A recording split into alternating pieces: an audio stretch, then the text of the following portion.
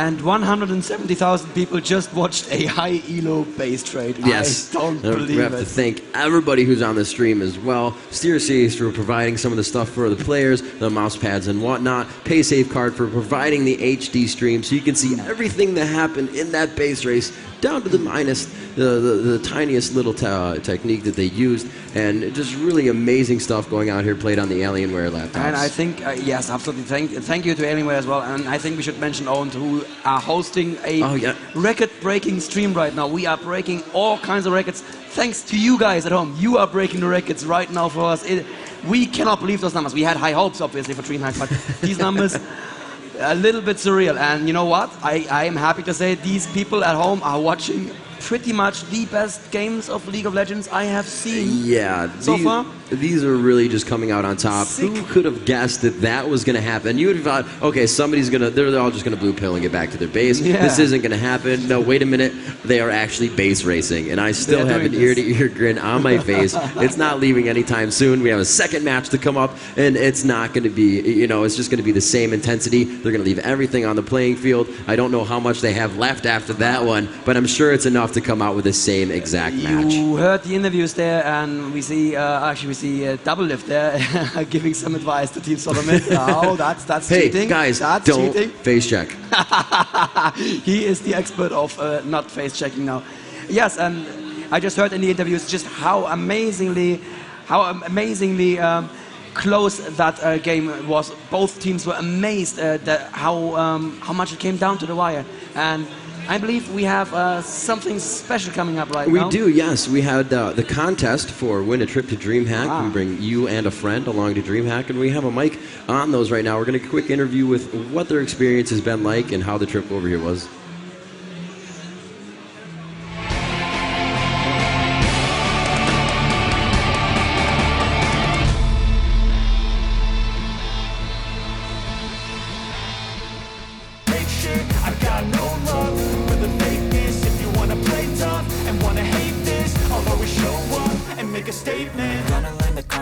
Of being incompetent, mental health is confidence, dreams and some honestness. I'm not here to save the day, that's for you to take away. I could play a million mind games, but instead I say something not illogical, something that is topical. Rub it on and watch it go, make yourself unstoppable. Dreams are irresponsible, but they're always possible. If you just believe, you could be so remarkable. Thoughts in my head, a collage and they spread. I'll be great one day, going off of my meds. No, I'm not giving up, no, I'm not giving in. I will make it to the top, taking off in the wind. I gotta make it, I'm saving every day to taste it. I'm patient, but my mind, it can hardly take it. I'm chasing a dream that I've had for several ages. A vacant, modern kingdom for the taking. Now that I've been put through hell, I never got anyone's help. I had to do it all myself. I don't ever slow up, no I don't take shit. I got no love for the fakeness. If you wanna play tough and wanna hate this, I'll always show up and make a statement. I don't ever slow up, no I don't take shit. I got no love for the fakeness. If you wanna play tough and wanna hate this, I'll always show up and make a statement. I don't ever slow up, no I don't take shit. I got no love for the fakeness. If you wanna play tough and wanna hate this, I'll always show up. This is Nikasor coming at you from DreamHack for our Season 1 Championship, and we're here with Mike and Kathy from Houston, Texas, who won our Your DreamHack Comes True contest, where they make a video talking about why LoL is so important in their lives and why they wanted to come to DreamHack. So it's your first time flying internationally, and it's a pretty different experience. Can you talk a little bit about what your DreamHack experience has been like so far? Well, so far it's very interesting. The amount of people that are willing to come out here and spend the next 3 days just playing games and getting to know everyone else is really interesting. I've never seen this so far in my life, and I'm really happy to be able to be here in person and experience it with everyone else. That's really wonderful. So you guys had a really, really heartfelt and touching video, and we sent it all around Riot office, and we really, really loved it. So tell us a little bit about what made you want to make that kind of video. Oh, well, first of all, when you posted the contest on the forums, I was so excited because I wanted to make a video for the longest time because I had a tattoo already and I wanted to show it off. Well, at first I saw the YouTube, I saw the competition, and everyone was doing something a little bit different, but the majority was they're talking to a webcam. So I wanted to do something different, without words, without speaking. I wanted to show it through film and text, I guess. Okay, awesome. That's a really amazing thing. So you guys have really talked about with playing with your family and really coming together through this game. And you also talked about getting League of Legends tattoos. Now, what made you guys want to get League of Legends tattoos?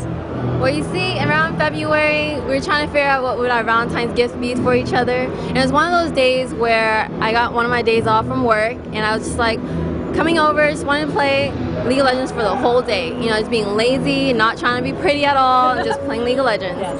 And then it made me realize, why don't we just get League of Legends tattoos? I mean, we've been wanting another tattoo for a while, and we couldn't figure out what the next one would be. So we figured, why not get our main champions as our tattoo? I mean, they're a great piece of art. They're definitely hot girls, and who wouldn't mind having a hot girl on their body, right? Absolutely. So we've talked a lot about the tattoos. Would you guys mind showing them off for the camera right now? Sure. Awesome. All right, amazing detail on these guys. Thank you so much for sharing your story with us and your tattoos with us and being a part of your lives. Now, this is Nikasor at DreamHack, and back to you. Amazing. I want to give both of them a huge round of applause right now. Congratulations for making it all the way here to DreamHack. You know, on the bill, affronted by us. Why not? You know, we want to give back to our community all the time. And when I actually saw that video, I definitely had a tear in my eye. You know, it felt so good to know that people have such a passion for something that, you know, we can create and give to them. And again, it's such a passion that you guys have for this, for streaming, for the League of Legends tournament, and that you're all here and you're all watching. 170,000 plus strong, 180,000 plus strong yesterday, and it's only going to get bigger and bigger. These matches get more intense and more intense, and we just cannot thank you enough. And we are here for you, and wouldn't, again, I say, we wouldn't be here if it wasn't for you. So thanks again to the whole entire community and everybody here in the Elmia Convention Center at DreamHack, enjoying themselves here for the Season 1 Championship of League of Legends, $100,000 tournament, some of the biggest prize purses we've ever seen in esports. And you know what? We're giving it up to the community because they absolutely deserve it. These top-tier teams to represent their continents at this point, as we said before, and they're all going head-to-head. Some amazing matches against All Authority and Team SoloMid. I'm still kind of just wriggling in my chair. I should probably sit still since that's good etiquette on camera, so I'm going to do that. That was the best game. I think that was the best game of the tournament so far, by far. And I saw in the forum somebody saying, I was cheering for that base race in my kitchen. So shout out to you who was cheering from his kitchen, because it's just an epic picture that's painting in my mind. He's like in his kitchen, he's cooking, he's making pasta, and he's looking over and he's really like, yeah, base race! And I have to say about that video, that just brings home what I love about the game. Whenever I speak to people about League of Legends, it's like, yeah, I play this game because my friends play it. And at the EPS, I was recently in, where was I? In Cologne, casting the ESL Pro Series finals, and I was speaking to like a huge group of people. I was like, how do you all know each other? Like, we're all in the same class at school, and the entire class is talking about League of Legends. And they're like, we're gonna spend the entire breaks tomorrow just discussing what we saw at the finals. And I was like, yes, that's exactly the kind of feeling that you're supposed to have with the game, bringing it together, giving you that feeling. And you know, we are at the beginning of an amazing change here, where esports is becoming this mainstream thing, and I don't say that in a bad way at all. It's this mainstream thing where you can walk up to someone in your class, walk up to someone in university, go like, hey, did you catch that game last night? And there actually is a chance that they will say yes, and not nerd, which is what they would have said 5 years ago. Awesome. You know what? I hope they still do, because proud to be it. Yes, you're a nerd, Rivington. Of course. Oh, yes. We all are. Yes. We all are. We wouldn't be here if we weren't. Sleeping under desks, raving at night, 10,000 person lands. Why not? It's pretty cool. I had a walk around earlier here through DreamHack. I have to say, if you're here, I spoke to a man who just came here to watch the games, and massive props for that as well. But do take a little walk around the LAN area is amazing. It's just, you're seeing that many computers in one place, and also seeing how many of them are playing League of Legends. It does me good. It makes me happy. It was one of my favorite things to do at events is go around and grab all the swag that you can, bring it home, and you're like, yeah. And actually, here you can kind of get that and troll your friends if you want to go ahead and check out the Spin to Win booth. If you are here, maybe watching down in the LAN area, or if you're standing right here and have not gone to the Spin to Win booth, try to get that Viking Tryndamere skin. It will be out on the 24th, but you can get it before your friends do. Also, you can get it for free. Riot Pendrag, yes, it is for free. All you have to do is spin the wheel with Garen. Spin to win, and Garen will let you know if you're going to do Demacia War Cries, you're going to win a Quintessence pin for your League of Legends lanyard, which I have mine all full. Actually, there it is right there. Yes, indeed. And there's a Demacia Cry right there out in the crowd. Awesome. Perfect timing right there. I was actually walking around the tournament area late at night yesterday, and I walked up to two guys who were sitting on their PC watching a VOD of one of the games yesterday, and they're watching you and me on stream. No. And then they turn around, they look at me, they're like, what? Wait, Wait, what? Deja vu? What's going on? That was definitely a good moment there. That's awesome. So we definitely have a Seasons Against All Authority as two in the room at this point. TSM, and they're still communicating with each other. They definitely have a little time. We're going to give these guys time to talk to each other. Then they have their picks and bans to go through, so they have to figure out what they're going to counterpick with. What happened last game, who was used, what they're not going to let TSM use this time. That Corki was really able to do a lot of damage to those turrets end game. Like they said, along with that Alistair, one of the highest base damages in the game, just able to power through turrets with Corki, the rest of the team, and, you know, AAA made a very good point that they already had that first inhibitor turret down. I didn't take that into consideration. So the damage done by TSM was huge going into that base. A, TSM moved before them, so they got there yes, earlier. That is true. And B, that is true. Alistair with Trinity Force is just... I mean, he doesn't have his old passive anymore where he did, what was it, 25% extra damage to turrets, but he still just... He just walks into a turret and it falls down. He just collapses. He just walks through it. And another point about the last game, Freak just came up to me here and helped me out a little bit because I was clueless the entire game. Like, what's going on? I mean, TSM are like 2,000 gold ahead, and they're still playing like they were behind. I was like, dude, they just had all this gold per 10. And that's actually a very good point. These gold per 10 items, they are going to put you a little bit ahead, but you are still going to feel like you're behind because from the clashes, from the team fights, they were behind, absolutely. You know, sometimes they're actually a very risky move because it kind of makes you feel that you can be out of lane a little bit more. You want to try for the ganks more to make that gold pretend, you know, get the full use out of it that you can. So, you know, if it doesn't go early game, that could be a hurtful buy, but they really pushed that game to late, and they were able to make it count as we saw. And it kind of threw me off guard as you had to correct me as I called, you know, AAA was up in gold. And you're like, no, they've been down in gold the whole time. That's how it's been happening. And I thought about it, and I was like, yeah, you're absolutely correct. And it just didn't feel that way. That's why you thought that. It just didn't feel that way at all. And we are now getting the teams correctly aligned for a second there. Linux was playing for TSM, and Reginald was playing for AAA. That was obviously not the way it was going to be, I am going to say. Gentlemen, hit go if ready, because it's important to be polite to your players. Yes, and Reggie made it in now. Reginald, I have to say, the most fun player to watch there. Oh, and actually, somebody switching back out of the game. Reginald, the most fun player to watch by far. He is so aggressive on that Annie, and it's so much fun to watch. We are in the picks and bans, so if we can just bring them up on the screen. And it looks like it will be Vayne going out of the hands of Against All Authority. Yellow Star will be the one banning. Chaos the one banning as well. However, these are all team bans, so everybody has a say in what's going on. They've already discussed them, and we'll see what happens. Nidalee banned against Soas again, and an Alistair ban. Wow, they really didn't like the Alistair. Was he on the odd one, right? Yes. I believe he was on the odd one, yes. And that was really a pain for Alistair as well. They didn't like that too much.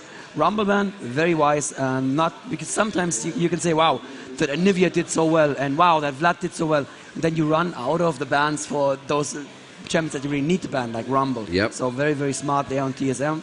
And I just have to address this very quickly. People are saying that I'm a little biased. I feel loyal to Europe, but I have to say that even though AAA seemed like they were dominating, TSM was definitely the more fun team to watch last game. Last ban there, again, Twisted Fate. That's almost exactly the same bans as before. They are not letting Twisted Fate, you're not letting Reginald play Twisted Fate, and that's probably a smart choice. But, you know, Reggie can play anything. He can dominate you with pretty much any character he chooses.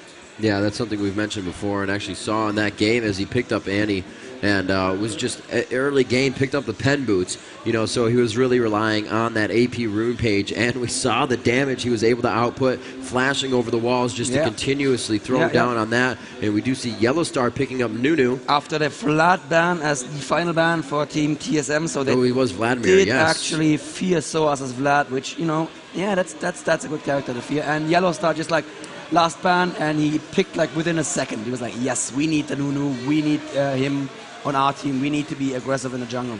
We'll have to see what a kind of AP character is picked up for MoMA on this one, as Kaox and Rainman to pick first. Kaox looking for, well, some type of carry, still has a Corki to pick if he wishes to do so. Rainman going again, Kaox going for Taric though, and we'll have to see if that goes to anybody else or sticks with him within these bans.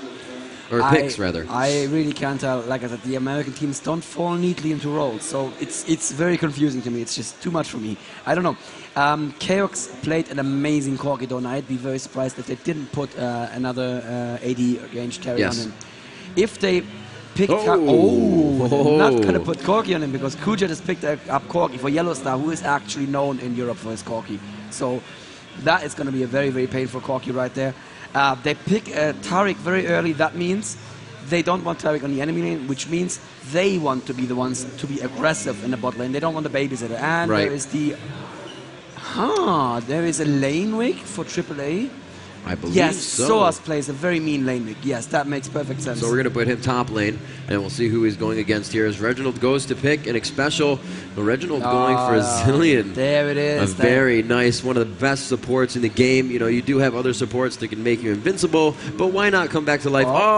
Really? Trolls. And again, it was just that much of an impact game for him with Annie. I actually don't see why he wouldn't pick her again. The rune page is built. He feels very confident about his gameplay right now. Don't fix something that isn't broken.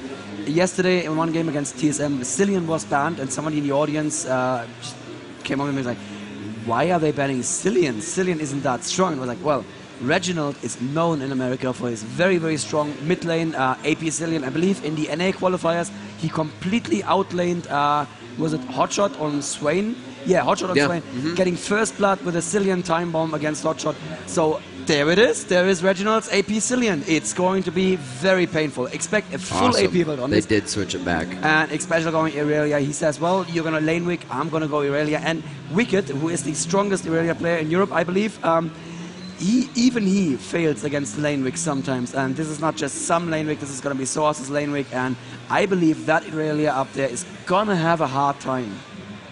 Yeah, Soz and Linak to pick their last ones for Against All Authority, and then the odd one left to pick his one, possibly, and not really a last counter pick, but, you know, thinking of that as well, since that last pick is able to be the counter for the other team. They have a good amount of AP and damage right now, and there it is. We're going to go with Malzahar.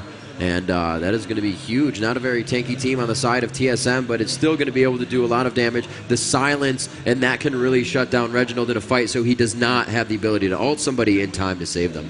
I think AAA just gave this game away, and I'm going to explain why I think that. So, Moma plays a very, very strong Malzahar, but part of this lineup that they're running now, I recognize this from IEM, it relies on the double suppression and Trundle as in the jungle there for TSM. Wow. The double suppression is countered efficiently by a Cillian, because double suppress a guy, cool, you kill him, I bring him back with my revive. So I don't know what AAA are thinking there. I am a little worried. Oh, wow. Really? And that's going to be even harder to shut down Zillion. Yeah, I was going to say to that, even if they can focus him, because to suppress somebody, you have to stand there. You have to be in the fight, and you give everybody else that one suppression the time to get to you. With the Jarvan being able to jump, the dazzle range of Tariq, able to just stop your suppression right in its tracks, it's going to be very difficult for them to get two onto the one, and we'll have to see what happens here. Corki, however, going to be on the outside, firing in long range, and we do have the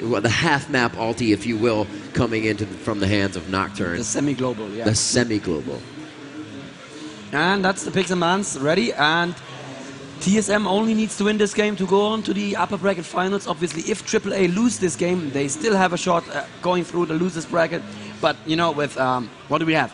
Epic, TSM, Fnatic, and AAA. This is not a tournament where you can say, oh, I'll go to the losers bracket. It's going to be easy. No. There is not going to be an easy bracket here at all. No, not anymore. These, you know, a lot of teams not have gone home, but have made their places. We'd have three that have gone home. However, Pacific, Zan, and Gamed, however, we're not able to make it into that lineup. And we do have CLG being also one of those teams.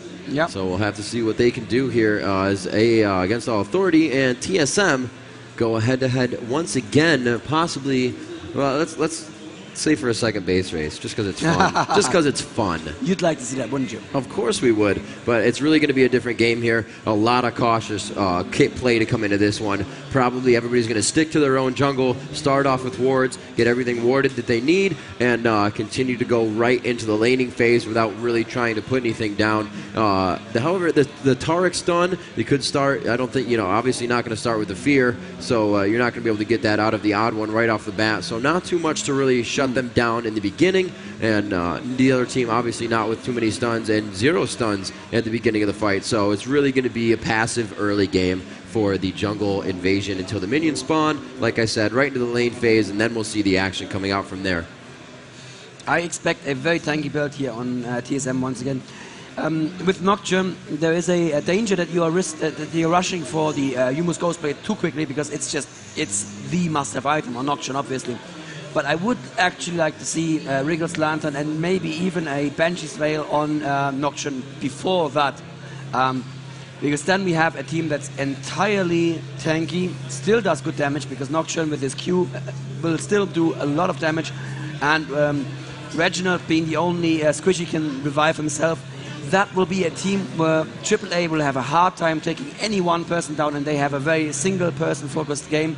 As we're now going into the loading screen, and we are going to see the second Europe versus US game here, the semifinals. Obviously, the second semifinals also going to be Europe versus US. I am kind of sad I'm not casting Fnatic, but on the other hand, I'm going to be there in the audience. I'm going to be going crazy and just, I don't know, that game, it's just going to be Epic versus Fnatic. It's going to be crazy. It's going to be epic. It is, yes. You had to go for it. It was the easy thing to go for, wasn't it? It's okay. Yeah, I forgive you. That's fine. I love you still, Revington. Oh, thank you. But AAA versus TSM, the last game, the closest game of the tournament so far. Amazingly close game decided by a base race. Fine. We are now in the second game, and let's see if it's going to be this close again. It's AAA versus TSM. Make some noise for these two teams.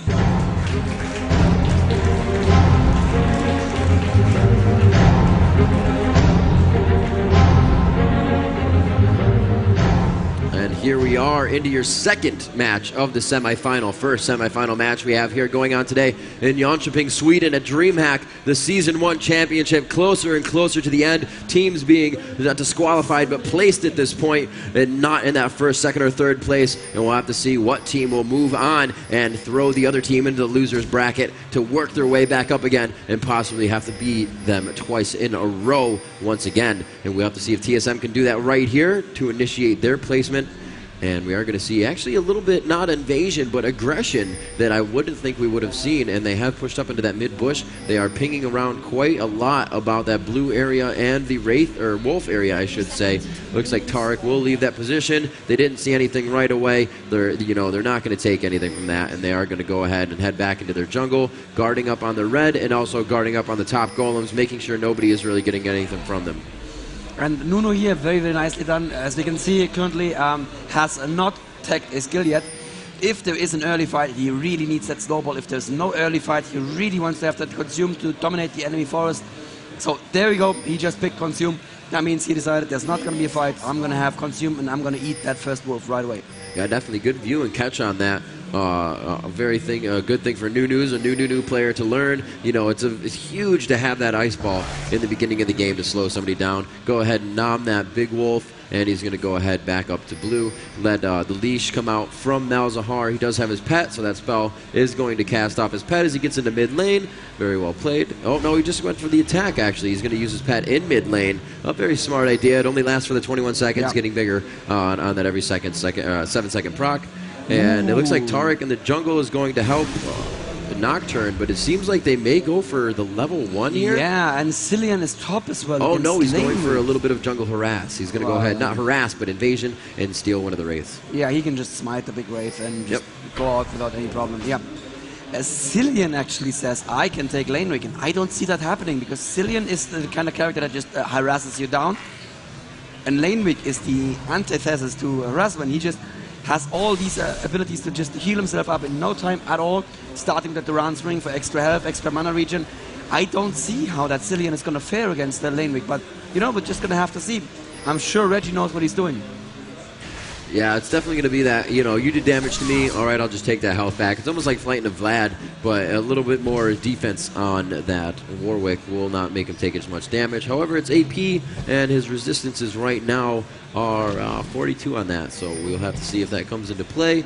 1 AP in the hands of Reginald, but we did see that Annie play, and it definitely has an AP rune page with our magic penetration on it, so it will be a lot of damage. He's not even really using his bombs right now. They're just going about farming.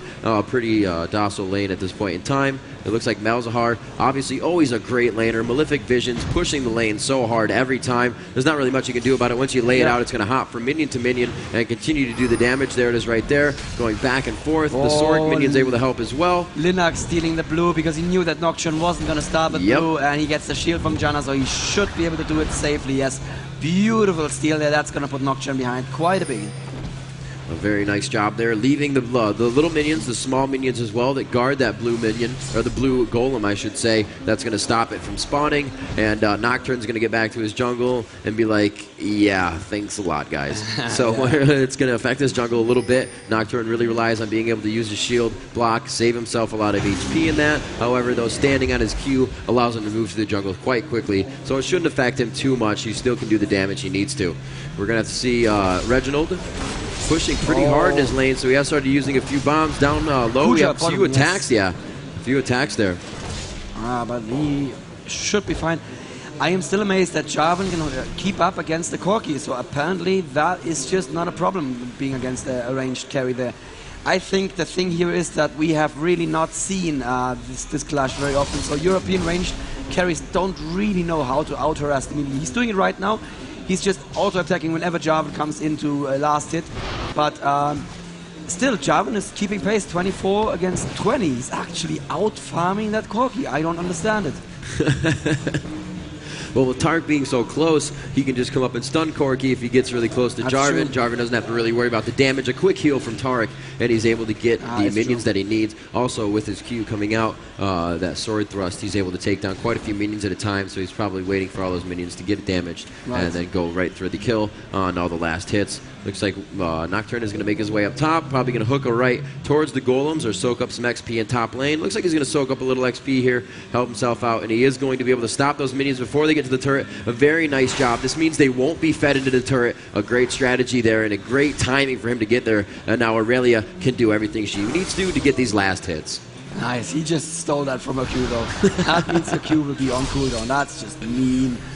Nunu coming in for not a gank here. No, and Reggie actually rotated around. Yes, Aurelia top. That makes more sense. I was like, Reggie, really? I'm sure you have a secret strategy, but no.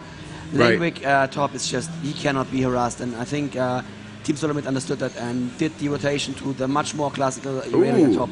Nunu finding Reginald. Linak just doing a little bit of damage here. Obviously not going to do enough. Reginald heading up towards the jungle, figuring at this time that's where Nocturne would be. He realized he was being kited up top and turned around. Very smart move there by Linak. Yep. And they can just go back to the laning phase. Warwick pushing Aurelia. No, not at all, really. They're not even doing damage to each other. It's just one of those lanes where you can walk up within millimeters of the other person and get the last hit. The other person just wants the last hit as well. So you're going to sit there and party with each other for a little bit of time until the gank really comes out. And So's really pushed up in his lane. Nunu and Malzahar in mid again, kind of pushing Reginald back. He is forced to use one of his health potions. Tarek is in the jungle placing a ward. Nunu getting a hit on that. And it looks like he will have a free spell up for use. That's what it means when Nunu has that around his waist, as Annie has her stun up when that happens. So he's going to go ahead and use that as a consume and continue to jungle. Everybody back to the normal laning phase. It looks like a little bit of damage being done up top as Warwick started taking a few pokes at Chaos. And Chaos now looking to place a ward as well. So almost everybody, 3 out of 2 players on TSM with wards, 2 out of 3 players, 2 out of 5, I should say. Yeah, you'll get it. On each team, yes, I know numbers, I swear. On, that was AAA with wards as well. One has also been placed, and you can see on the shared fog of war on the minimap how much vision they already have this early in the game for both teams. The metagame is definitely swinging toward very, very early ganks these days, and especially in top lane where there's just one guy with no one to protect him. It's very important to have this amount of vision. I do like that they have a second ward in the river here to protect mid lane a little bit as well. And this ward here is also very strategic placement because this what stops them from going into river undetected. So once you know somebody is in river, you can be careful. And this would be the only other place where they can enter bot river unseen.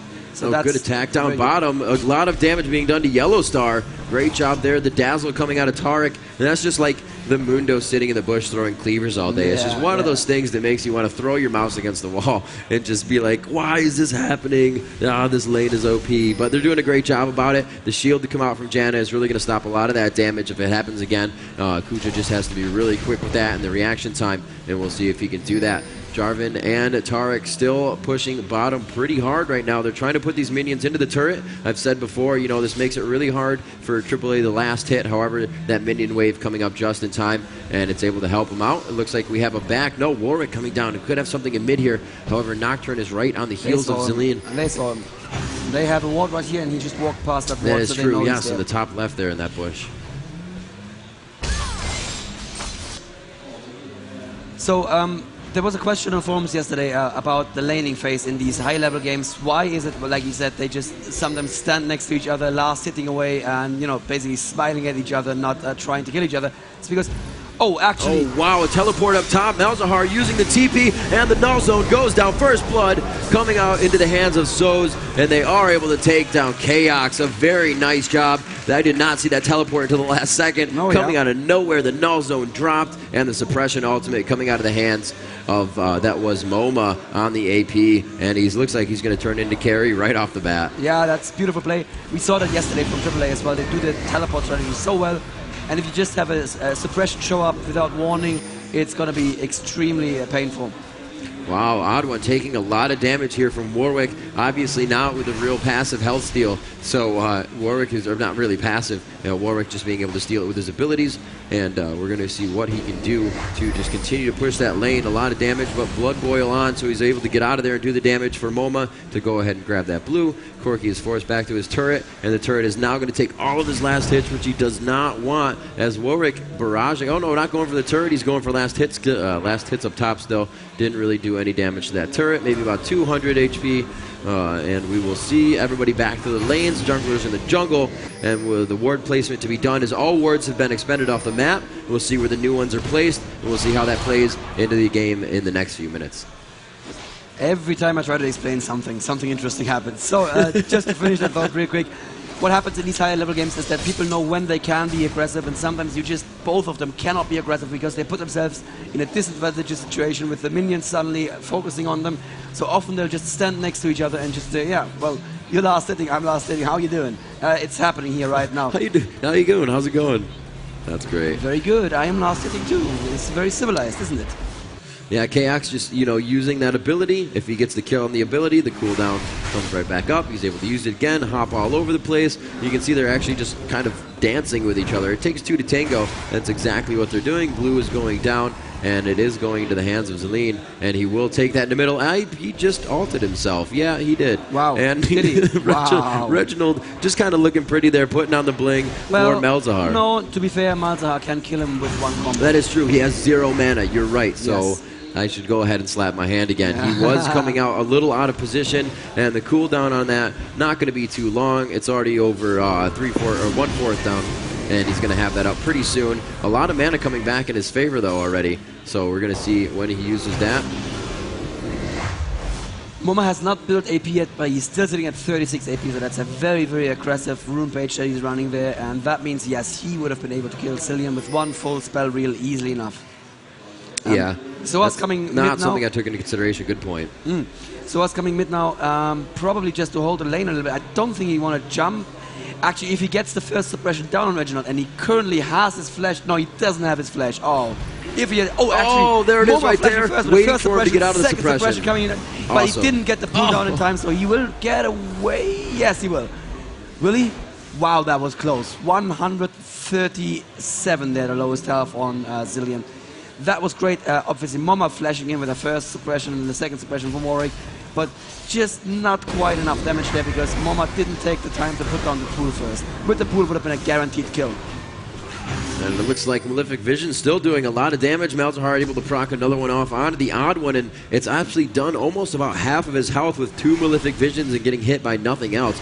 So Malzahar already putting out the damage. It looks like Xpecial and Rainman are heading down bottom. A little bit of an extension here by Yellowstar and Kuja. It looks like Yellowstar may walk right into these guys. No, they're actually going for Dragon. A very smart move there.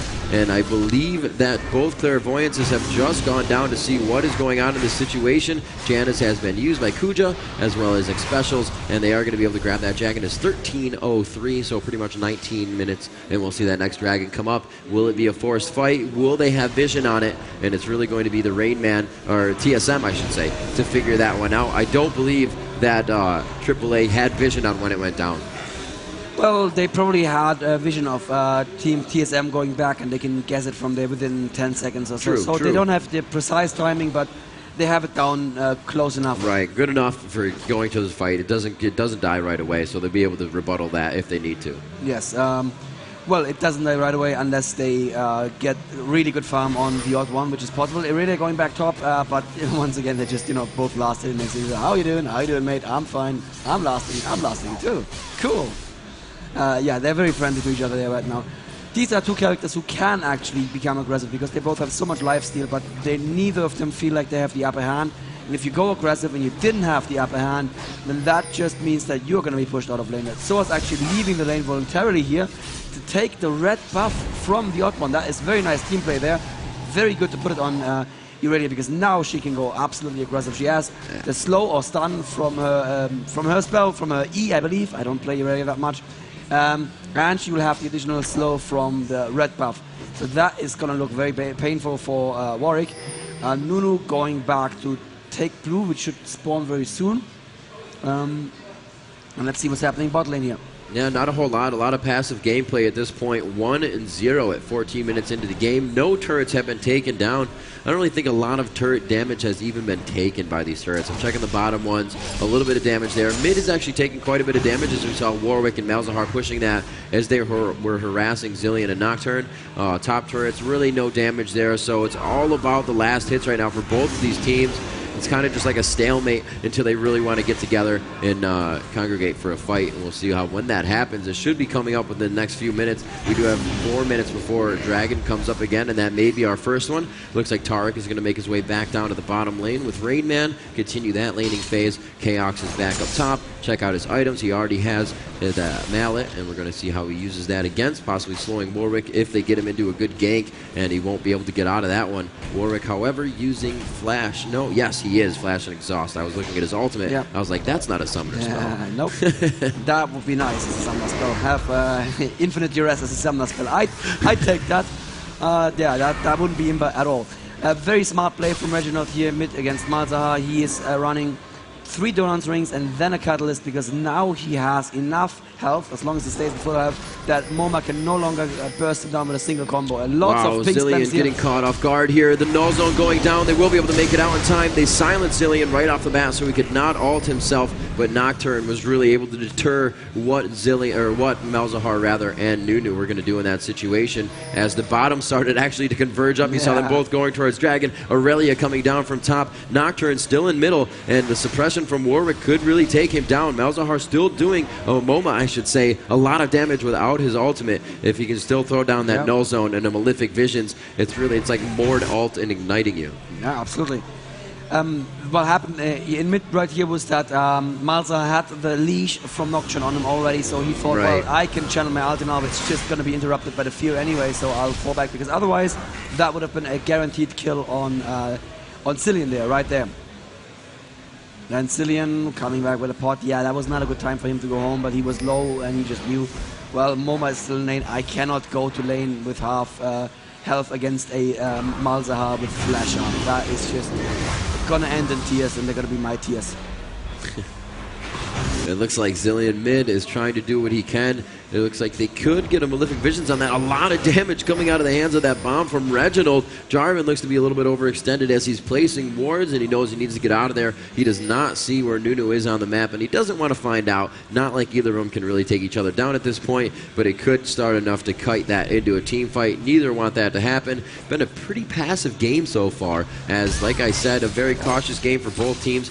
TSM wants to make this an easy one, and they want to take it cautious. When they know they can win the team fights, they're going to go in and do that. And, you know, AAA does not want to make any early game mistakes, so themselves are being very passive as well.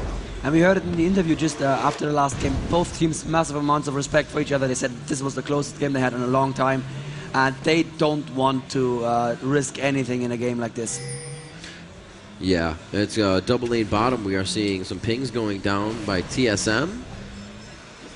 We'll have to see. No, that was actually a ping from AAA onto Jarvan, so he's now got a target on his head, but they're not going to be able to do anything with that. That'll just wear off after a matter of time, and we're going to see a blue pill by the odd one. I was wondering what he was doing. I was like, you have no more jungle. Where are you going? So it looks like he's going to go back. He will not do any invasion type at this point in time.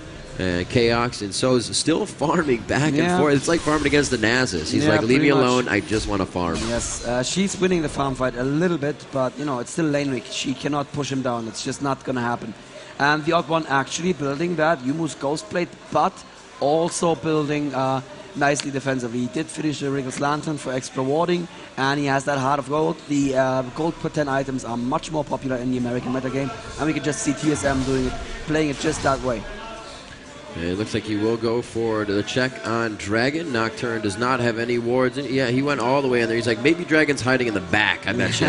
No, it's not going to be. Maybe it's so, oh, there it is, actually. Yep, the 1903 Dragon yes, spawn. There it is. Yes, I didn't even check the time. He will be able to pull that one out. And it looks like everybody did know about it. You were correct. They did know when they left that Dragon area. And they do not see the lanes right now. Nocturne says, hey, I am out of this one. The ultimate goes down. That is going to blank out the visibility for AAA at this point in time. The Nunu wall channeling, a lot of damage being done. Jarvan able to get his ultimate off, but it looks like the damage is just kind of going back and forth right now. Nobody's really able to focus anybody down. Rainman takes down Linak on bottom. Nunu falls to the ground. Janna also goes down. The suppression going down onto Aurelia, and she still comes up with a kill onto Yellowstar. Corki falls to the ground in the hands of Yellowstar. Chaos still alive, but he goes down finally. Moma taking him down with the Malefic Visions, and it's going to be 4 members of TSM up after this fight, after spreading out that team of AAA. Oh, wow. Going for Warwick with a great flash to get the kill, and that is one of my favorite things. If you know you're going down, do as much damage as you can. Null Zone going down from the hands of Moma, trying to deter the team to stop attacking Warwick, and Jarvan sees the HP on Moma and just wants that bait so bad, and he could have got himself killed. The fear now to Warwick, and they just cannot do enough damage to him right now with the amount that he's stealing. The blue buff on his cooldowns allows him to do it so much quicker, and he's just such a force to be reckoned with. He knows he can't be fought. He's going for Jarvan. What is he doing right now? He is absolutely setting up a class for these guys, taking them to school. It's just like, you cannot touch me. This is the clinic I'm putting on. Blue buff Warwick, how's it going? He could be feared within that turret range. Nobody has any mana, and this is why he's playing like this. They're not really able to take that damage down. It looks like during this, AAA is able to take down the Dragon, so after respawning, they kind of get up, gain a little bit of money, and this is absolutely the most ballsy Warwick I have ever seen. So's playing a great job, and like you said, So's playing an amazing Warwick. I'm going to give that up to him right there. That is knowing your character and your opponent. As Wicked would say, what you want? I'm Lanewick. And yes, that's exactly the power of Lanewick. He has a very, very powerful defensive item that is offensive on him. I mean, it's 25% cooldown reduction on the Frozen Heart, I believe. I'm not entirely sure. And blue buff. And he had the blue buff, so he was probably sitting at almost 40% CDR right there. And he had the extra mana, he had the extra blue buff, he had the Duran's ring. He was like, yeah, I could do this all day long. Wow. That was and he still has full mana, full health as he goes back into his lane. I'm fine. Hey, why not? Yep. Looks like we have some pings going down bottom. They are starting to converge a little bit. Let's go check if Dragon's there. They're going to be quite sad. TSM, while being rodeoed around by Warwick on the mid turret. He wasn't even going for the turret when he actually could have, but he did not. Warwick actually being very aggressive to Chaos up top. Chaos losing so much mana just in those attacks to try to take down Warwick, and you can just see the health coming back instantly. Malzahar somewhat out of position, but nobody's really there to let him know, and nobody's going to take advantage of that. He does. He just took that turret shot to the face, being a little ahead of the minion that got there. Not really going to worry about it. Only took about 100 health off, and not looking good for TSM right now, as after that, you know, a Warwick like that in fight, if you can't do anything to him there, they didn't have any mana, so they weren't really able to use all the abilities that they wanted. Nocturne couldn't throw down his Q. That's going to give him a lot of attack, and that would have been doing the damage he required on Warwick along with his Wriggles. He would have been able to get that HP back. The Youmu's would definitely help in that situation, but the focus now is going to be really hard for them. That's going to play on their mentality of what the focus role becomes when fighting against all authority. Do we focus at Warwick because he just gave us hell like that? But no, you don't want to focus on Warwick that has a frozen heart. That's just wrong. When there's a Malzahar in the team and there's a Corki in the team as well, you want to focus those guys. But at the same time, that Warwick, they're gonna have nightmares of that wolf. Let me tell you that. That was amazing. I thought, what the hell are you doing, Soaz? You're gonna die at least 10 times here. It's like, nope. I know my champion. I know how much I can take, and I know how much damage I can dish out. Very good catch there, Riving. Then you saw the mana was down, so there was nothing they could do against him. Yeah, so we're going to see, it looks like Chaox is going to be able to drop the top turret, but a very big push and a little out of position. Could they be pinched by the members of TSM right here? And they feel very confident with Soaz on their back at this point in time. They are going to be able to take down another turret, so 2 in a row. That's going to be 300 global gold for them. The gold is very close, only 400 off, but it is 3 turrets to 1 in favor of Against All Authority. And they're going for a third turret on the top lane. Will they be thwarted out of this? The odd one going for the fear. He gets bumped up. The Malzahar ult going down. Nobody in the null zone though, and it's going to be a Janna ult to push everybody back, trying to get in with Cataclysm, and he does that. Rain Man taking down Moma. Moma falls to the ground. Yellowstar also goes down. It seems to be a little bit better of a fight for him this time, as Warwick is actually pushed off the team. Soaz is not able to do what he wants, but he is coming in, looking at the odd one on this, and he is forced to turn around. A good flash away. The bomb is going to take down Linac, and it's going to be taken by Chaox actually, as it would probably be better onto Aurelia at this point in time. A Fed Aurelia is not something that's fun and to play against, that is, and that's exactly what they want Chaox to have. That's exactly what they want Jarvan to have, and it seems like they are actually able to shut down the fight once they get Warwick out of there. He wasn't really able to do much and was forced right out of it by the bombs. Zillion focused him, and he knew he was going to take a lot of damage. Reginald, that rune page, is really coming out on top with his AP. Yeah, that Warwick is not going to be so powerful in the beginning of a team fight when there's still a huge clash going on. He doesn't have that much of an impact. He can pin one guy down, but that's about it. Warwick becomes infinitely more painful once the team fight actually comes toward the end and people are running around with low health and you can just chase them and never die. But in the beginning of a team fight, he's really not that important yet. What actually happened here was that aAA were just too aggressive, and I wanted to say before the team fight started that for the first time in this best of 3, aAA were actually ahead in gold, but they fixed that for me, and they are now almost 2k behind once again. So I did see Tark with an Oracles. We did see Zillion just sell one of those Doran's rings that he's been using for health and mana regen in lane. Reginald has bought himself a needlessly large rod. Quite needless, obviously. And the Oracles is definitely helping with ward control right now, easily taking those down. TSM is doing what they do best, and one of the aspects of that, and what they did a lot in the regionals, is absolute map control. And we're going to see how they bring that to AAA in the next few minutes. 25 minutes into the matchup, we should see Dragon coming up quite soon. It did spawn around 9:03, but the fight didn't happen instantly, so I believe it was about 20, could be about 10, 30 seconds before it spawns up again. We'll have to see where the movement comes from on that. As we did see during the fight, that was when Soaz was giving them hell in that mid turret, and they will be able to know when that's coming up, as AAA did get it after they lost about three champions in that fight. And I'm just focusing here on the minions a little bit for Freak in the audience to keep count of the lost CS there to that tower. Corki was going for red there for a second. I was like, oh no, there's a huge wave bot, I gotta go farm that, and then he didn't arrive there in time. Well, happens to the best of us. He is still at 207 creep kills, higher than anyone on Team TSL, but Malzahar still higher with 225 creep kills. And still there are 2k gold man, and he jumps in on Reginald immediately there, but I don't think that was a good engage.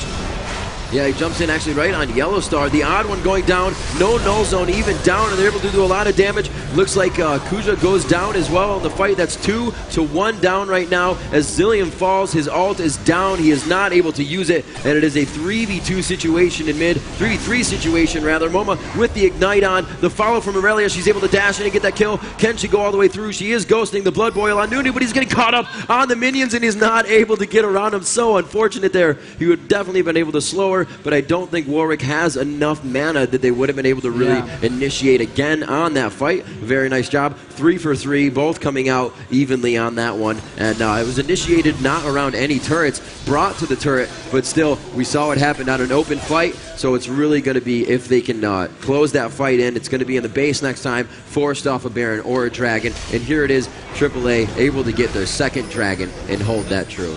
Isn't that the third already? Is that did they get first? I'm not sure. Oh, no, TSM got the first. Yes, yes. You're right. Yes, absolutely. Oh, Soas may get caught here. There is a lot of damage on him, and there's the ultimate. Turning Linak in. Linak flashes out, but Soas is alone versus 3 right now. He can probably not do it. What is he doing? Oh, yeah, he was feared. That's why he ran back into the enemy team. And there's the pickup on Soas. Now 11 to 6 kills for Team SoloMid, and I would say this game is going in their favor. Okay, so let's say SoloMid's going to get the Dragon now. How about that? Yeah. So there we go. Now SoloMid actually getting their second Dragon. They're able to pick this one up. Should be going down in about 5 seconds, 2 seconds, and so it's going to be 28, 32, 34.03 about that's going to come up. And we have Malzahar up top, just farming, putting that null zone down, getting a lot of the minions. He knows that it's still going to the turret. Yeah, the minion wave does get there in time. He's not going to have to worry about it. He really needs to get himself moving across the map. Maybe, I don't know, he's kind of undecided on what he wants to do right now, but that turret on bottom has gone down, as you see, and it looks like they're going to push quite hard here and pretty much give back to AAA what they did on the bottom lane, right back to them. But no, they do not want to. They do not know right now where the entire team of AAA is, so they will be not forced to, but they will choose to back, and that is the smarter of the ideas that they are going to proceed with. Some of them will run back, checking out the jungle. They don't have too much to farm right now, so it might be ward placement or actually just backing in a safer position, as we see there. Yeah, absolutely. And last time that AAA did that on bot lane, they died horribly. So TSM were like, oh wait, that didn't work out too well for them, maybe we shouldn't. Reggie farming mid now here with this AP build. He is at 254 AP right now. Let's have a quick look at the builds. There's, wow, 2 super tanky champions in Team SoloMid with aAa and Jarvan. Both of them running a Trinity Force and lots and lots of tank items. Then we obviously have Reggie, we just saw the AP build. And finally Tarek running around with a standard support build. Oh, not to forget Nocturne, who has his Humus Ghostblade now and a lot of other tanky, cheap items. And on the other team, we see Corky, who actually chose to go for his start first before Trinity Force. Don't see that often. We have Janna, standard support build. Then we have Moma, who's doing really well for himself at 323 AP already. We have Soas, who has been a beast. He seems to be building for a Blood Razor here, which would make him that much scarier in fights. And finally, Linak on Nunu with, actually, Hextech Revolver. I don't hate that on Nunu.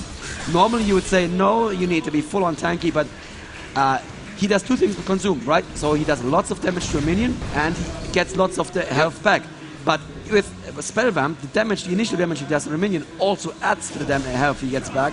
So that makes his consumes super powerful for himself to heal himself up. See what they can do here. Yellow Star kind of firing some ultimates over the wall, trying to do what he can there.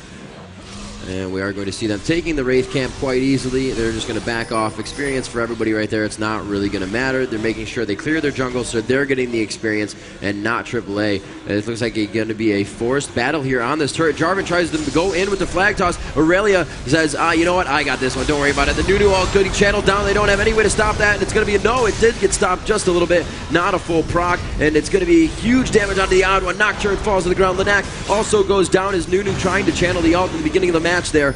And we're going to see dazzled onto Moma. Will he get taken down? Trying to stick with it. Yellow Star does go down as Corky, trying to get the damage down and drag them within the turret range. They now have 2 under the turret in a 2v2 situation. It's going to be Kuja and Moma still alive, forcing them out of that area. A stun coming up from the hands of Kuja, and they are not able to take those down as Aurelia was split off from the fight quite early.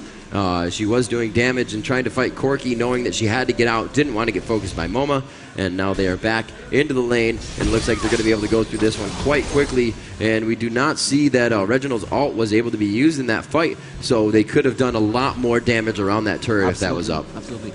That is the power of their super tanky compo. Their composition, they can just go and tower dive forever. They can just stay under the tower, take the tower hits. They're fine, mostly. what happened here also was the odd one probably overestimating his team's ability to move in, jumping on Corki with his ultimate. Unfortunately, Corki Valkyrie right then, and once Nocturne is in the air, there is no stopping him. He's just going to end up where his target is going to end up. So he was way too far in. MoMA could channel his ulti through and take odd one out. And I have to say, if I was AAA, I would be scared right now, because that means that even with the odd one taken out, they still lost that fight, and they cannot take Baron here. And oh god, they risk an initiation there. Wow, Blood Boil went to Warwick on that one, so is with Blood Boil along, obviously with Nunu, and we're going to have to see what these two can do in the fight. It looks like everybody's going to back off in this situation. Nobody wants anything to deal with that. It's 32 minutes into the game right now, about two more minutes, a little bit less for Dragon to spawn up again, and somebody to grab that. 40,000 to 46,000 in gold. It's going to be against all authority with the 40,000. So TSM really doing well. 238 on the creep score coming out of the hands of Aurelia. That is going to be Chaos, as we saw farming up top. Just grabbed himself the red. And Zillion 199, 136 for Nocturne. Everybody doing very well right now on TSM. And we do have 266 for Malzahar. MoMA doing very good for his team. 230 on Yellow Star for Corki. The creep score is through the roof right now for both teams. The ward placement still going down. We can see Janna just placing her last ward down there. That's going down right by the right side bush as she got clairvoyance when she was doing it. Well, they're using her clairvoyance. I'm a liar. You know, that was hers. So we're going to see 5v5 now in mid, Dan. Xenon, it looks like they may force another fight off the turret here. And if I was TSM, I would just jump in there. I would go in like crazy, because they have been so dominating in the last couple of team fights. They cannot allow them to hit some kind of critical mass when if Soas builds up his Madness Blood Razor and suddenly starts being a real damage source as well. And you could see that the respect that the teams had for each other there in front of Baron. There was an initiation available to TSM, and TSM were like, no, we're not going to do it. And, you know, not the right call, I think there. But it speaks very, very well for them that they are, you know, they don't want to throw this away, even though they still would have a third game if they threw this one away. They're playing very, very cautiously, and that's definitely the thing to do here. They are scared of AAA still. I'm not sure if they still need to be scared. They are now 5k gold ahead. Dragon just comes back up, and TSM are getting in position for that. But they leave Baron open with that. Oh god, is AAA going to go for it? Do they have enough time? Aurelia already started making the move. They have vision right here in mid from the minions, and they're going to say, hey, you know, we're only right here. We don't want to come up to Baron. Go ahead and start doing it. Yeah. We'll take a 6th member in the team fight. But they are going to decide not. They're just going to quickly face tank this turret. Kaak's able to grab a little bit of HP there, and it looks like they're going to make their way down from this. That HP was from X-Special, not from the turret. You cannot steal health from the turret. Yes, you can if you're Aurelia. Her ability, W, sorry about that, but her W actually heals her on each attack. I guess you play her more than I do. I actually don't, but I watch her a lot because I watch Wicked stream a lot and he plays her all the time. So yes, you can actually heal yourself up on towers as Aurelia. One of the many reasons why she is so very, very open. No, she's not, of course, but yeah, she is a very, very powerful hero there. And currently, AAA have to make some sort of amazing teamfight happen, because the gold advantage is getting larger and larger now. 7k gold advantage for TSM. 13 to 7 kills there. Oh, Soas. Oh, Soas. You could get caught there.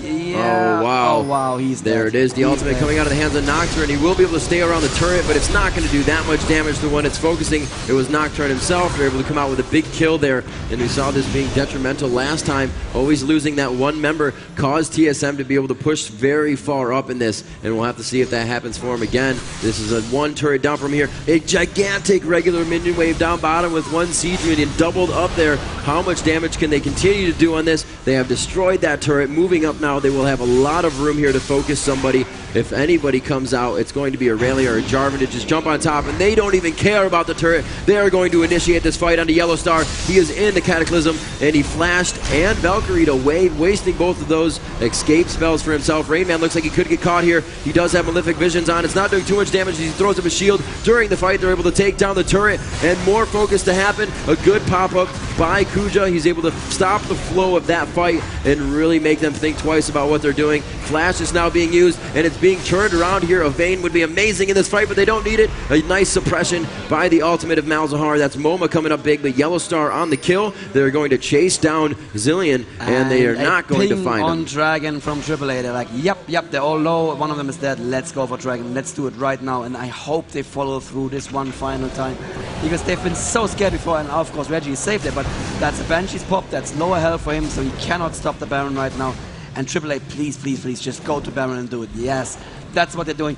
This is their chance to turn the game around. They're almost 10k gold behind. I would have given the game to TSM already, but due to that over-aggressive push, the game may go back in AAA's favor, or at least reset to neutral right here with a Baron pick up for AAA. The gold, of course, the experience, and the buff for the next couple of minutes, and there it is.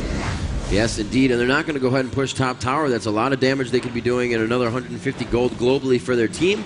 Right now, the gold sits at AAA at 47,000 and TSM at 54,000. The turrets in the favor of TSM at 5-3. Nice. And you just saw them all porting home there, and Kuja and MoMA instantly buying those potions for themselves, for their heroes, and going, well, we have Baron now, we're going to push anyway, so might as well pot up on top of that, and that is very, very clever play from them. That is one of the things that separates, you know, these 1500 elo players like myself and those real high elo players from each other. Just knowing when to buy those potions, knowing when it really counts, when you need to make your advantage, you need to translate your advantage into a long-term advantage, and that's exactly what they're doing right now. They're potted up, they have the Baron, and they are feeling confident. They want to take a tower and possibly an inhibitor of TSM here. Looks like Aurelia will be grabbing the red buff in the jungle. Like I said, you want to clear your buffs as soon as they come up so the other team cannot get them. Donate them if they have to be donated. Nocturne is not the one grabbing that right now. They choose to give it to Chaos.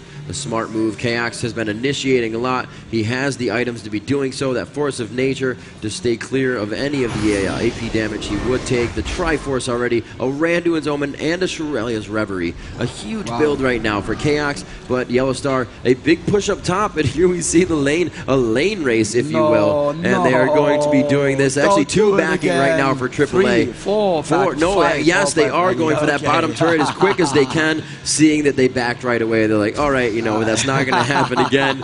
We are just going to play this conservatively, and let's stick to the jungle. We'll go ahead and take their buff. And there it is. They were able to give it to Jarvan, and now Jarvan and Aurelia both with red buff, and that's why you grab your buffs when they come up. That's brilliant play by TSM. They're like, we are going to fake out or threaten rather, a base race. Yeah. And after last game, they're definitely not going to take that risk. And that means they all have the blue pill. They can't push top, and that's Taiwan Baron that's running out right there.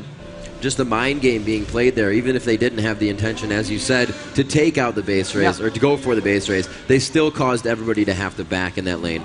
And looks like they're going for top lane once again, or bottom lane, I should say. The top of bottom lane. No, kidding. Bottom lane, that's what it is. So they are going to head clear these minions. Very easy, as they have all 5 members there. And it looks like they have a minion wave to work with. They do not have a minion wave to go against, however. So this will be all the minions going for the turret. That turret is very low, so they could choose to fight around it. Zilean is up, and he does have his ultimate, so they will not choose to fight that one. Really would not be in their favor at this point in time. And they're going to go ahead, push all their waves up, and wait for that Baron to come back up. Dragon should also be coming up very soon. 40 minutes into the game. One of our longest games of this weekend. And it's 14-8. Still the gold at 6k difference in favor of TSM. Yeah, I really didn't like that push pot because everybody from TSM was there. They are still 57 to 51k ahead, and they would have just wrecked them if they had gone for that turret again. And dying at the same turret twice, it's like, yeah, you know those hamsters that when they push the red plate, they get a shock. They learn faster than that. So we're going for an inner turret right now, which is not as easy to defend, but still TSM are adamant about defending this, which is, you know, the right call. They are ahead. They are 7k gold ahead. They don't just want to donate turrets. Yeah, not too much poking going on. They are waiting for this minion wave to come up. Coming out of the right side, they are the pop Aurelia up, and that will expend the Banshee's Veil there. And we can see, you know, TSM has the initiation from Jarvan and the flag grab. If that was missed, Chaos has no problem going to the fight as well and letting Jarvan get that cooldown again so he can use those abilities. Pushing out, there's the initiation right there. The Randy one's open to slow everybody down. Null Zone goes down. The Absolute Zero being channeled by Nunu. Odd One taking a lot of damage right now, but it looks like Kuja's the focus as well as Yellow Star. The Ignite onto Kuja, and it looks like everybody continues to disperse. Warwick Soz is able to make everybody back up towards the turret. Huge damage from the Gatling tearing through Chaos. He will not be able to get a kill before he goes down. The Guardian Angel, however, or rather Zillion, able to pull him back up there, and we'll have to see if he will be able to do the damage necessary to take down Moment. He is not. Very nice job stopped by the AAA team, doing a very good job of assisting their teammate. Corki still continuing to go in. A few more Phosphorus Blasts, possibly some ultimates coming up. If the cooldown is there, there's one of the ultimates. Does he have enough? The Gatling would be up in just a few more seconds if they continue to fight, but it looks like they will hold off. No minion wave there just yet. They're only going to have to wait a few more seconds, and they are very happy about that. A minion wave, however, huge pushing bottom, probably able to take out that turret, so they will lose the turret on this push as they are making their way in, but 2 for 1 is not a bad deal, plus possibly an inhibitor, and they will not be able to grab that turret as they see bottom taking a lot of damage. Hopefully they can get down there and save that from going down. There is MoMA to actually make that happen. Soaz is winning this game for AAA right here. What he's doing is just absolutely brilliant. Spreading out the team and all. Yes, exactly. They are afraid of that wolf, and they are right to be afraid of him at the moment, and he knows exactly how much he can take. Always going down to almost no health, falling back a little bit. They stop focusing him. He just heals back up and he does it again. And that split with one member, yes, Chaos dying here in the bushes, that happened 100% because of Soaz's push with Warwick. That was just great. Oh, are they gonna catch MoMA here at the blue buff? That would be painful. I don't believe that they have vision. No, they may just be setting up for Baron. Yeah, it looks like Baron should be up in a few, and right now AAA does not have their clairvoyance from Kuja. They're going to have to wait on that. That will be the clairvoyance right there from Xpecial. And we'll have to see. They are not going to go for Baron. They are going to go ahead and push lane. They have a good amount of minions coming out of each lane right now. It seems like AAA is kind of forced back into their base, or at least on their side of the river at this time. They're only really able to push down mid, and that's only in the power of 5. And you really want to be able to get the split push now. You want to be able to get all your lanes pushed up. Corki trying to defend as much as you can on bottom lane so they don't get to the inhibitor. Good job stopping that. Dragon is up. You're going to be able to get that extra money. And, you know, this was really going in TSM's favor. Right now they are up 5k gold, so they've somewhat closed the gap. Yellow Star, or AAA I should say, has closed the gap on the gold by 1,000, but it looks like it's only going to be increased more if TSM can continue to push the lane back and disallow AAA to farm. Wow, Nunu is actually running a Will of the Ancients right now. This is going to make MoMA and Zoas both very, very happy. That Q from Warwick, obviously magic damage. The R from Warwick, also magic damage, so he's going to heal so much. He's just going to be unfocusable, basically. They either kill him right away, or they'll never kill him. Yeah, that's also a good thing to run on Nunu as well. He's going to channel his ult, depending on how much damage that does. It kind of just heals him right up on everybody the attacks. So it's kind of deceiving that you're attacking the Nunu and thinking he's going to go down, and then he just gains a huge chunk of health. You don't know who to focus anymore. And like we said, Soz is just able to push everybody around right now. So they have to be very wary. And it actually looks like Janna will take this out. Will the entire team get in there? No, they take it out first. They actually waited on that. They didn't want to show that the entire team was coming in, and they will wait to see the movement here from TSM, and they will go for it. A lot of damage going down onto that, and we could have a team fight in just a few seconds. Oh, the odd one spotting it, going in, but the Baron goes to Team AAA, and that was probably a bad initiation. Oh no, look at that, Kuja being caught in the middle of everything. MoMA channeling his ult on Chaos, not very efficient there. Yellow Star trying to put a damage on Yellow and Rainman, but not enough damage off and right there. Chaos chasing down MoMA bot. Yellow Star finally gets that kill on Rainman and gets yet another kill. Wow, this could turn around in the last second, but no. The odd one coming back with a revive from Zillion here, and that is just going to turn the battle around. Beautiful counter, Baron.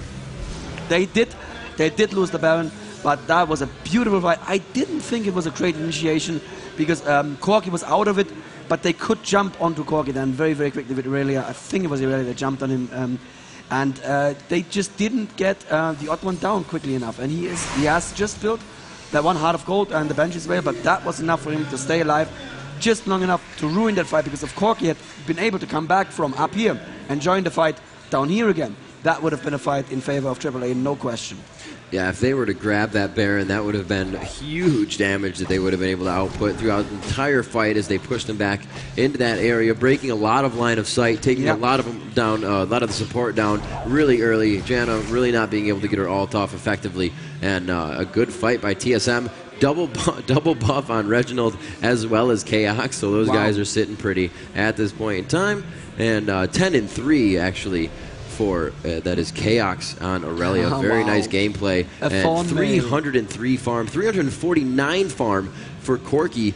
Yellow Star, MoMA at 336, and these guys are going through the roof right now. 46 minutes into this matchup, 5-on-5 for the turrets, a 17-11 in favor of TSM right now. In the gold, somewhat closing. They're keeping it within that 5K range, and everybody's really starting to finish their builds. They're starting to get that damage down. The Thorn Mails for Warwick. It's that time in the game where you that's the stuff you're starting to build. The last things you want to worry about, but still things you want to worry about overall, and is the reason that Warwick is being able to push TSM around so much. So I just showed the vision of Team AAA. They definitely saw TSM invading the forest here, and they have to be super careful. They don't want to pick a fight in close quarters at the moment, with Cataclysm just hitting way too hard there.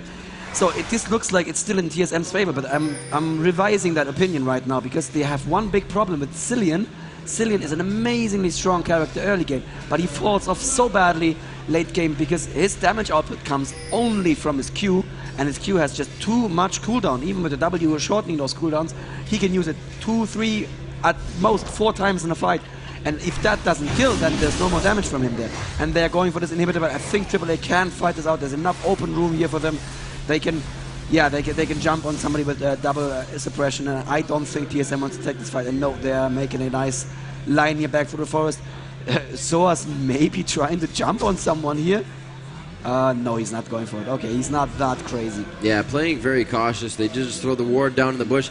Still, Janna lost that Oracles at top a little bit ago, but definitely needs to get another one. You cannot allow TSM to continue to control your jungle. That is what they are best at, and they will relentlessly be in your face and in your jungle. As you see right here, they get Clairvoyance, but they really aren't too worried about it. They're going to go ahead and take this blue, most likely give it to Zilean, unless they want to give it to Aurelia for cooldowns, and we will see who gets it. Yes, Zilean will be the one to grab it on that one, and he's going to go ahead and bomb that off, and hopefully it doesn't start walking back without taking damage, without regenerating its own health.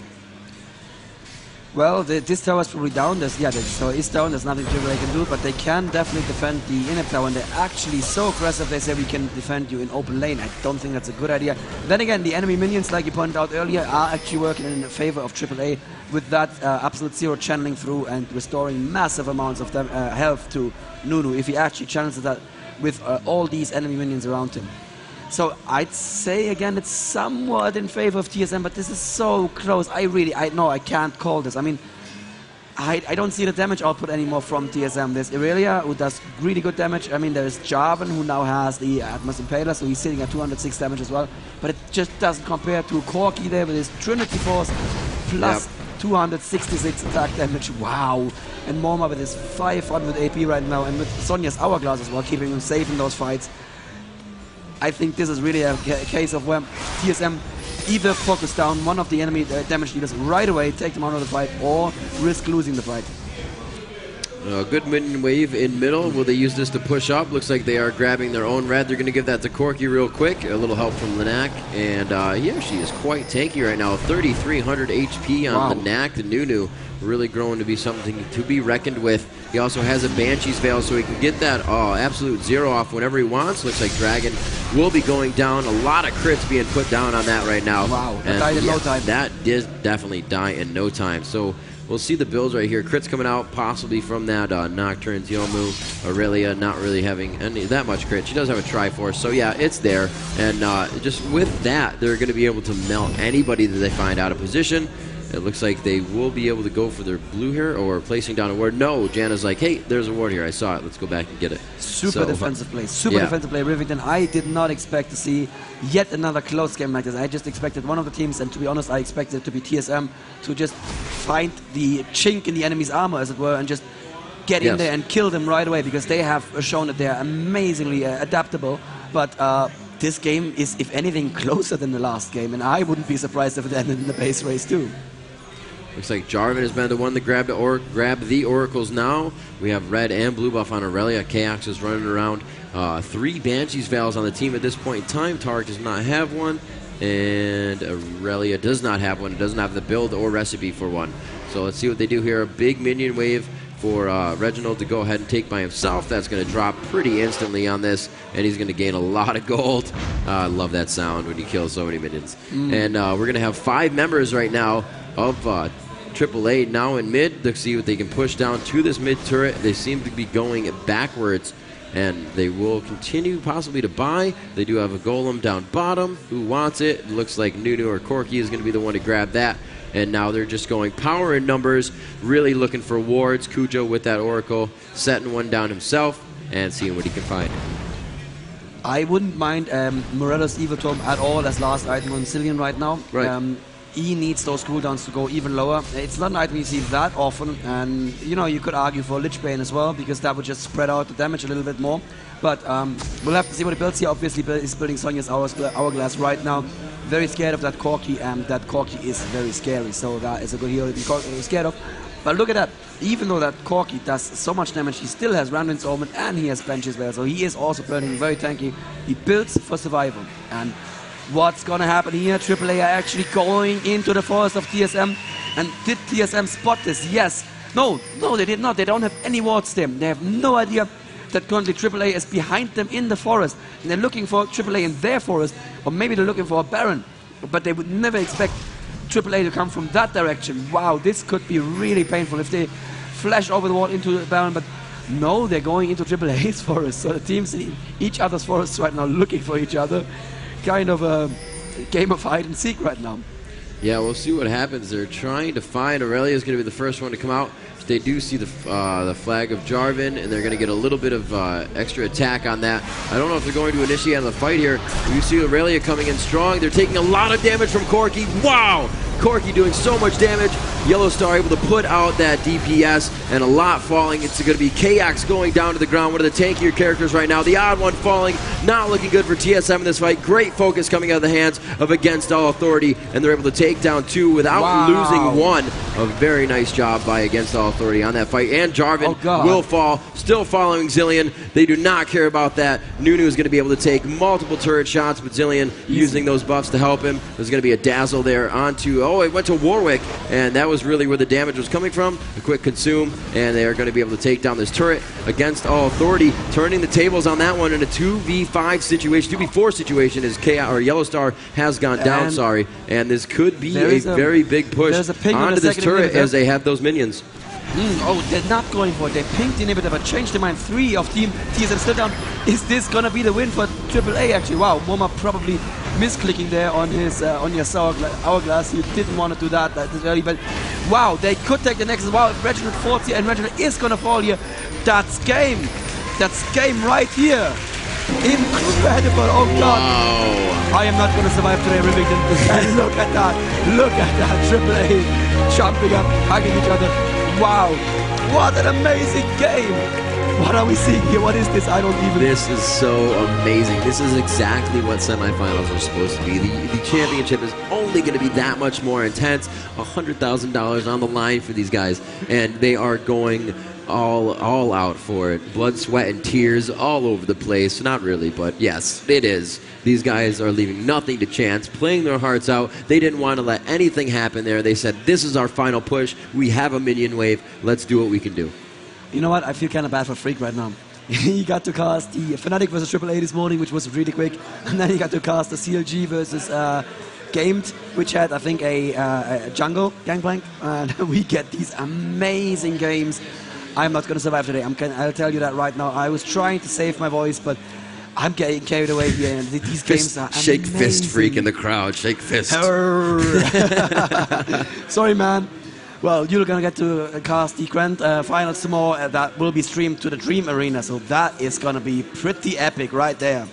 No Indeed. Epic in it, though. That's my prediction right now. What? No epic in No, it. oh, we'll have to see. Pointing out, Corky, Yellow Star, one creep score off of 400 overall on the match. Can we switch to the, yes, the stats, please? Definitely awesome to see the stat screen right now. The Thornmail is being built for Corky, as well as a little bit for your Warwick. Yes, look at that, 399. And 381 on that Malta, so not too shabby there. And the closest we have is Aurelia with 328. And look at it, she built a Thornmail. Thornmail is a great item against a certain couple of characters, but I would rarely see it built unless the enemy is running a dual AD strat, which is really, really rare.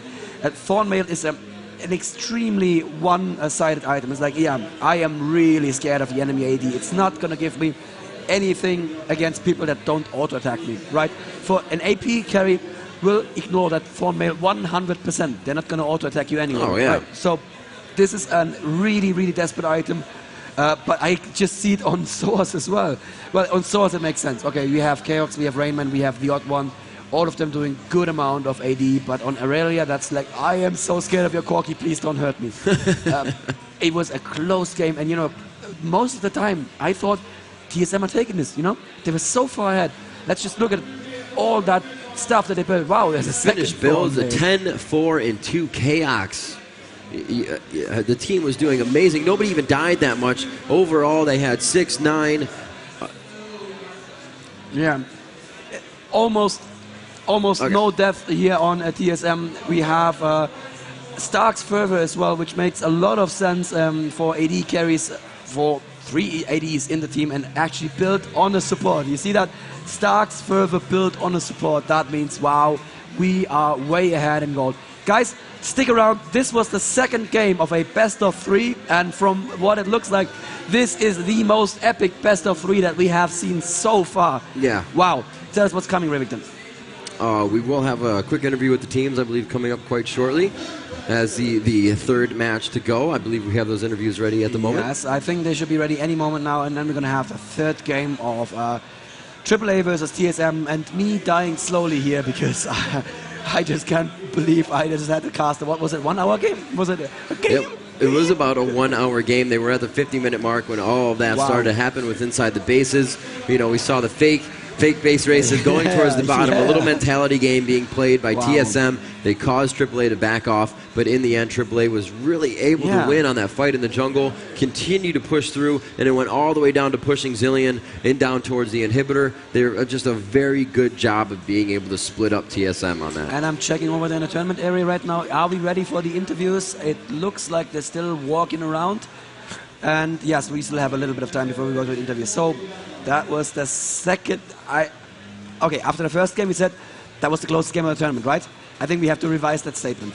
That was the closest game of the tournament. Yeah, it really was in all aspects. You know, it went very much so back and forth. The base race came down to seconds, but overall, in just the gameplay itself, with not being so close to the Nexus blowing up, is you didn't, you know, they were, each team was at one point inside each other's base, fighting, not worrying about the turrets, minion waves all over the place, just totally disregarding anything that was around them and focusing those fights. And they did an amazing job of focusing down the players on TSM, making sure Reginald could not support his team with Zilean's ult, making sure KX went down very early so he could not steal all his health back. That ultimate, just such a ratio on stealing the HP back, that life steal. And Rainman really not able to put out too much damage, grabbing a lot of assists, could have used a little more kills. His build is still amazing with the Impaler, the Thornmail. He had a Banshee's Veil, the Heart of Gold, and his Triforce. This really seems to be the item of favoritism right now towards late game. And to get the attack, the crit, the health steal, and everything else that it comes with, it's just really such a great all-around item for champions like Aurelia and Rainman. It would be great to have health steal on it, but there is none. But still, it's an amazing item. I'm at the Atmos, sorry. Yes. So, we have practically full build from everyone except for the supports here. And you know what? I'll make another prediction right now. If that amazing Warwick juke does not make #1 in the highlight reel tonight, I want to see that number 1 right now, because that better blow my mind. That was, I heard the crowd going like, whoa, no, you're not still in there. No, you're not still 1v3, 1v4? Seriously? And that was just, yeah. And like you said, I didn't catch it at all because I just got lost in the moment. But perfect catch from your side. They were out of mana. What are you going to do? Yeah. He's just going to, he had blue buff? He had blue buff. He had the all that health steal. He was just going to not leave, ever.